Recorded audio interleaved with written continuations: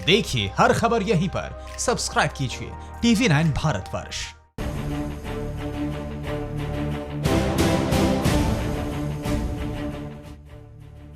और अब बात करते हैं देश के कोरोना बुलेटिन को लेकर। आपके साथ मैं हूं शुभांकर। आगे बढ़ते हैं, शुरुआत करते हैं बुलेटिन की।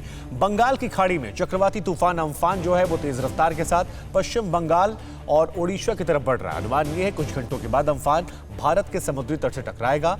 एनडीआरएफ हालांकि इससे निपटने के लिए कमर कस चुका है। पूरी खबर 100 सेकंड में। सुपर साइक्लोन अम्फान भारतीय तटों की तरफ दस्तक देने वाला है। अम्फान का काउंटडाउन शुरू हो चुका है। समुद्र से उठी खतरनाक लहरें बड़ी तेजी से पश्चिम बंगाल और ओडिशा की तरफ बढ़ रही हैं। कुछ ही घंटों में ये तूफानी लहरें भारत के तटीय इलाकों से टकराने वाली हैं। एक तरफ कोरोना काल में पूरे देश में हाहाकार मचा है, वहीं दूसरी तरफ 21 सालों के बाद कोई सुपर साइक्लोन भारत के लिए मुश्किलें खड़ी करने वाला है। तमिलनाडु, पश्चिम बंगाल और ओडिशा के तटीय इलाकों पर अब बड़ा संकट मंडरा रहा है। मौसम विभाग ने सुपर साइक्लोन को बेहद खतरनाक कैटेगरी में डाल दिया। एनडीआरएफ की 41 टीमें तैनात कर दी गईं। पश्चिम बंगाल के दीघा से भारत में प्रवेश करने वाले अम्फान पर TV9 भारतवर्ष ने भी अपनी नजरें गड़ा रखी है। बीती रात दीघा में ग्राउंड जीरो पर TV9 भारतवर्ष की टीम ने इलाके का जायजा लिया। अभी सिर्फ हम लोग जो देख रहे हैं ये अंधेरा इसीलिए है, एक तो यहाँ पे लोग नहीं रह रहे, उसको ऊपर लाइट देख के लोग यहाँ पे ना आए, इसीलिए ये जगह और भी अंधेरा है। और इससे ही पता चलता है कि दीघा जैसा इतना बड़ा एक टूरिस्ट स्पॉट जो है, जो कि हर साल के हर एक समय पे पूरा एकदम भरा रहता है, आज पूरा खाली है। अम्फान जिस रफ्तार से आगे बढ़ रहा है उसे देखते हुए भारी तबाही का अनुमान है। अम्फान की दस्तक से पहले ही लोगों के जहन में खौफ है। आपको डर लग रहा है क्या? मतलब आपका जो घर वार है, खेती बाड़ी है, सब नष्ट हो जाएगा? से तो नष्ट हो जाएगा। अभी 160 किलोमीटर बहेगा तो कोई भी नहीं रुकेगा। केंद्रीय जल शक्ति मंत्रालय ने भी भारी बारिश के बाद कई नदियों में बाढ़ की चेतावनी जारी कर दी। बंगाल के कुछ इलाकों में भी भारी बारिश शुरू हो गई। साइक्लोन के खतरे को देखते हुए राज्य सरकारों के साथ केंद्र सरकार भी पूरी तरह से एक्टिव है। फिलहाल लोग इस खतरनाक साइक्लोन से बचने के लिए दुआ मांग रहे हैं। मजदूर एक बार फिर राजनीति के केंद्र में है। यूपी में बस पॉलिटिक्स की सच्चाई जो कुछ भी हो, लेकिन सारा बवाल खड़ा हुआ है 1000 बसों की लिस्ट की जांच के बाद। दरअसल जांच में पाया गया कि 1000 बसों में 31 ऑटो, 69 एम्बुलेंस और 70 के बारे में कोई सरकारी डेटा मौजूद ही नहीं है। यूपी में बस की राजनीति अब कानूनी बछड़े में फंस गई है।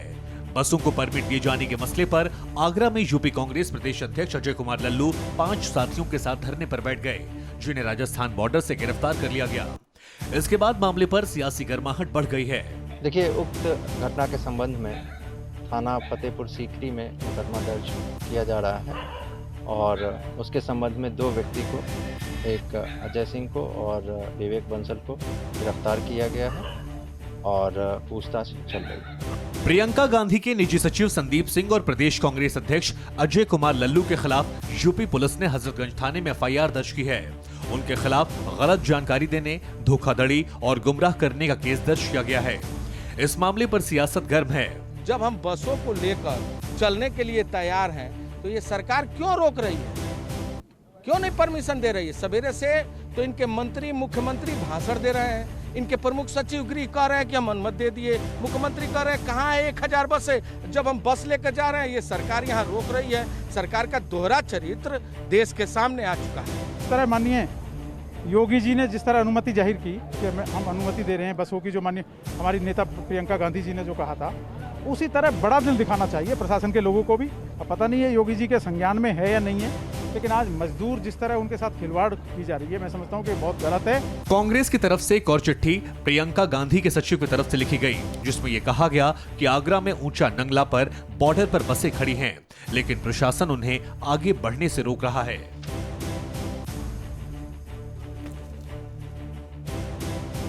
यूपी में मजदूरों के लिए बस चले न चले, लेकिन सियासत जो है वो चल पड़ी है। पॉलिटिक्स हाई है। कांग्रेस की 1000 बसों की लिस्ट में ऑटो, एम्बुलेंस, स्कूटर तक के नंबर शामिल है। बस रफ्तार पकड़े न पकड़े, लेकिन सियासत जो है वो पूरी रफ्तार में है। कांग्रेस की महासचिव प्रियंका गांधी वाड्रा ने बसों की राजनीति पर भावनात्मक ट्वीट किया है। प्रियंका गांधी ने अपने ट्वीट में लिखा कि यूपी सरकार ने हद कर दी है। जब राजनीतिक परहेजों को परे करते हुए त्रस्त और असहाय प्रवासी भाई बहनों की मदद के लिए मौका मिला तो दुनिया भर की बाधाएं सामने रख दिए। योगी आदित्यनाथ जी, इन बसों पर आप चाहें तो भाजपा का बैनर लगा दीजिए, अपने पोस्टर बेशक लगा दीजिए, लेकिन हमारे सेवा भाव को मत ठुकराइए, क्योंकि इस राजनीतिक खिलवाड़ में 3 दिन व्यर्थ हो चुके हैं और इन्हीं 3 दिनों में हमारे देशवासी सड़कों पर चलते हुए दम तोड़ रहे हैं। प्रियंका वाड्रा का ये सोची समझी रणनीति थी, हम इसका निंदा करते हैं। इधर मंगलवार को भरतपुर आगरा बॉर्डर पर बसें ऑर्डर का इंतजार करती रहीं। लेकिन इन बसों को अभी तक उत्तर प्रदेश की सीमा में घुसने की इजाजत नहीं दी गई है। ये आप देखिए, ये भरतपुर का इलाका है, भरतपुर का ऊंचा नांगला इलाका, और सड़क के किनारे तकरीबन 450 से लेकर 500 तक ये बसें यहाँ पर अभी इंतजार में है उत्तर प्रदेश सरकार की तरफ से हरी झंडी मिलने की। यूपी सरकार ने शुरुआती जांच में 492 वाहनों का विवरण चेक किया, जिनमें 59 की फिटनेस की वैधता खत्म थी, 29 गाड़ियों का इंश्योरेंस नहीं था। 1000 बसों की लिस्ट में 31 ऑटो, 69 एम्बुलेंस और 70 के बारे में सरकारी रिकॉर्ड में कोई डेटा नहीं मिला।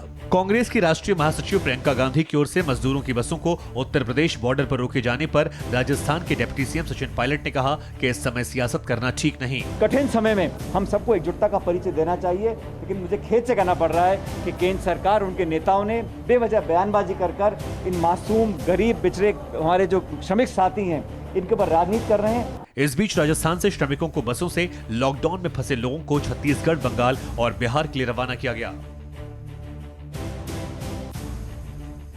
लॉकडाउन का चौथा चरण जो है वो शुरू हो गया है। केंद्र के बाद राज्यों ने भी अपनी गाइडलाइंस को जारी कर दिया है। 100 सेकंड में आपको दिखाते हैं महाराष्ट्र, हरियाणा और जम्मू कश्मीर की नई गाइडलाइंस। कोरोना काल में केंद्र सरकार की ओर से जारी लॉकडाउन 4 की गाइडलाइन के बाद सभी राज्य अपनी अपनी गाइडलाइंस जारी कर चुके हैं। एक नजर डालते हैं कि महाराष्ट्र में कैसा होगा लॉकडाउन 4। महाराष्ट्र में केवल 2 जोन, रेड और नॉन रेड जोन होंगे। मुंबई सहित MMRA रीजन के सभी महानगर पालिका रेड जोन में। होटल, मॉल, प्रार्थना स्थल, स्कूल, कॉलेज बंद रहेंगे। मेट्रो, बस, अंतर्राज्यीय और अंतर्राष्ट्रीय हवाई सेवाएं बंद रहेंगी। एग्जाम के पेपर्स की जांच के लिए 5% कर्मचारी मौजूद रह सकते हैं। महाराष्ट्र में 22 मई से लागू होंगे नियम। RTO और घरों के रजिस्ट्रेशन शुरू होंगे।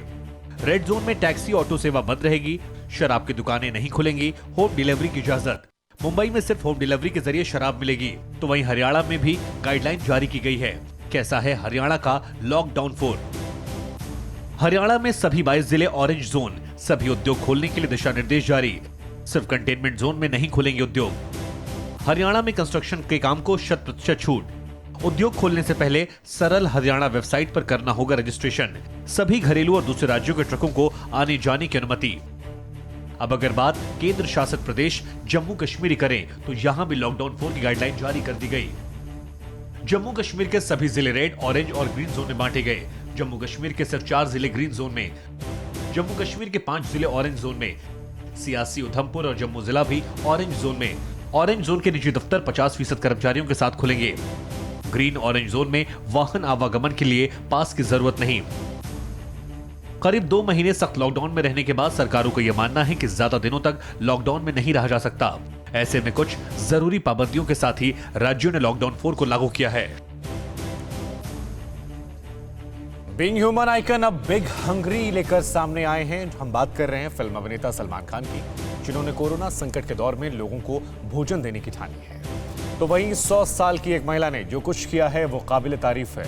हालांकि सबके बीच में महाराष्ट्र में कई लोग ऐसे हैं जिन्होंने सिर्फ अपने बारे में सोचा। उन्हें अपने पेट की पड़ी थी, दूसरों की जिंदगियों के साथ खिलवाड़ किया और उनकी जिंदगी की परवाह नहीं की। खबर देखिए 100 सेकंड में। खाने के पैकेट से भरी ये गाड़ी गरीबों के लिए है। मुंबई में जिस तरह से कोरोना ने कहर बरपा रखा है, वैसे में लोगों के बीच ये फूड पैकेट काफी राहत पहुंचाने वाले हैं। फिल्म अभिनेता सलमान खान की ओर से बिग हंग्री नाम से ये गाड़ी शहर के कई इलाकों में घूमती है और लोगों की भूख मिटाती है।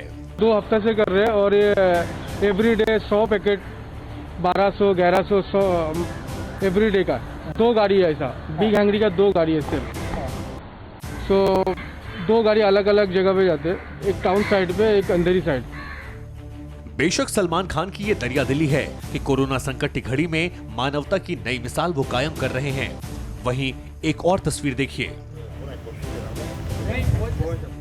दूसरी तरफ महाराष्ट्र कोल्हापुर में सरस्वती परदेसी नाम की इस बुजुर्ग महिला ने मानवता की अलग मिसाल पेश की है। परदेसी ने जीवन के 100 वसंत पूरे किए, लेकिन जन्मदिन को बेहद यादगार बना डाला। सरस्वती का कोल्हापुर में कोल्ड ड्रिंक का व्यवसाय है। उन्होंने 2.5 लाख रुपए का चेक कोविड-19 के इलाज में लगे अस्पतालों को दान कर दिया, जिससे मरीजों के लिए 15 बेड खरीदने की तैयारियां की जा रही हैं। मुंबई की ये शर्मनाक तस्वीर है। यहाँ लोगों को अपनी खुशियों की पड़ी है। जान जोखिम में डालकर पर्सनल डिस्टेंसिंग को दरकिनार करते हुए 15 मई को पंतनगर इलाके में कुकरेजा पैलेस नाम की इमारत में समोसा पार्टी की गई। ये बताया जाता है कि सोसाइटी में बड़ी संख्या में लोग जुटे। ये तस्वीरें बता रही हैं कि लोग जहां भूख के मारे पलायन कर रहे हैं, तिल तिल मर रहे हैं, वहां पर ऐसे भी लोग हैं जो कोरोना को बढ़ाने की मुहिम में जुटे हैं। इस फोटो के वायरल होने के बाद पुलिस ने कई लोगों पर केस दर्ज कर लिया। समोसा पार्टी करने वाले शख्स को गिरफ्तार कर लिया गया है। एक तरफ देश कोरोना वायरस से लड़ रहा है तो वहीं दूसरी तरफ इस खतरनाक वायरस की आड़ में एक गिरोह एसएमएस और ईमेल के जरिए आपको पर्सनल डिटेल उड़ाने की फिराक में है। दरअसल जांच एजेंसियों ने अलर्ट जारी किया है। क्या है ये अलर्ट, 100 सेकंड में देखिए। क्या कोरोना महामारी की जानकारी देने के लिए आपको कोई एसएमएस आया? क्या कोरोना महामारी की जानकारी देने के लिए आपको कोई ईमेल आया? अगर आपका जवाब हाँ है तो फिर सावधान हो जाइए, क्योंकि कोरोना संकट के नाम पर जानकारी देने की आड़ में कोई है जो आपकी महत्वपूर्ण जानकारियां आपके पास से चुराने की फिराक में है। खुफिया विभाग की खबर के मुताबिक सीबीआई ने देश के तमाम राज्यों और केंद्र शासित प्रदेशों को अलर्ट जारी किया। धोखेबाज कैसे आपको अपने झांसे में लेते हैं, पहले आप वो जान लीजिए। ये अलर्ट बैंकिंग ट्रोजन से संबंधित है, जिसे सेरबेरस के नाम से जाना जाता है।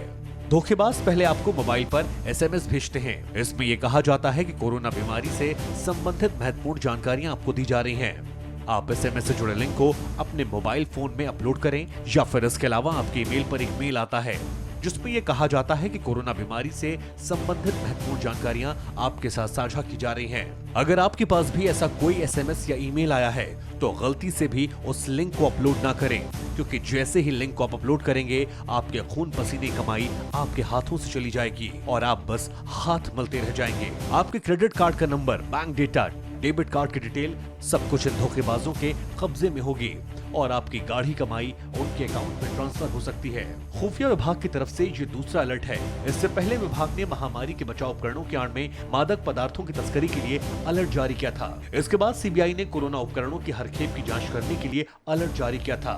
यानी एक तरफ जहां पूरी दुनिया खतरनाक संकट से निपटने के उपाय खोज रही है, वहीं कुछ गिरोह आर्थिक नुकसान पहुंचाने की साजिशें रच रहे हैं। कोरोना काल में लगाए गए सख्त लॉकडाउन ने देश की आबोहवा को दुरुस्त कर दिया, लेकिन अब लॉकडाउन 4 में इसकी छूट का असर जो है वो प्रदूषण के स्तर पर भी देखने को मिलेगा। लॉकडाउन के नए रंग रूप में क्या है दिल्ली, मुंबई, लखनऊ और पटना का हाल, जरा देखिए हमारी इस रिपोर्ट में। कोरोना संकट के बीच पिछले 2 महीने से देश में लॉकडाउन है। लॉकडाउन के चौथे चरण में कई तरह की छूट दी गई है।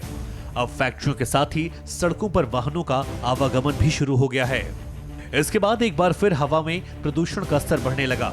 लॉकडाउन 4 में देश की राजधानी दिल्ली ही नहीं बल्कि मुंबई, लखनऊ और पटना में भी प्रदूषण का स्तर बढ़ गया।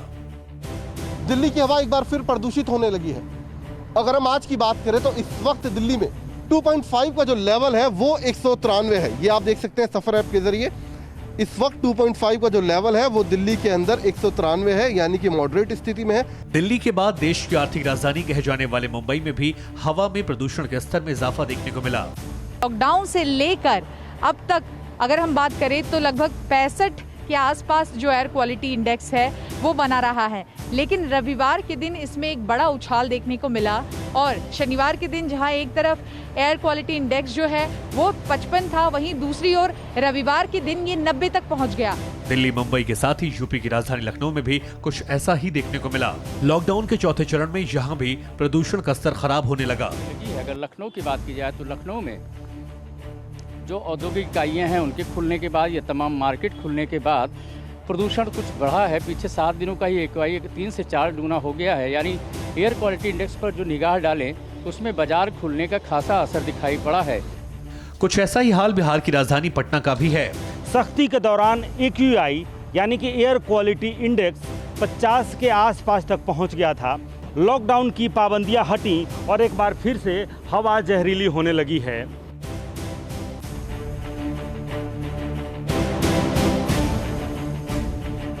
न्यूज़ टॉप 9 रोज सुबह 7 बजे और शाम 7 बजे सिर्फ TV9 भारतवर्ष पर।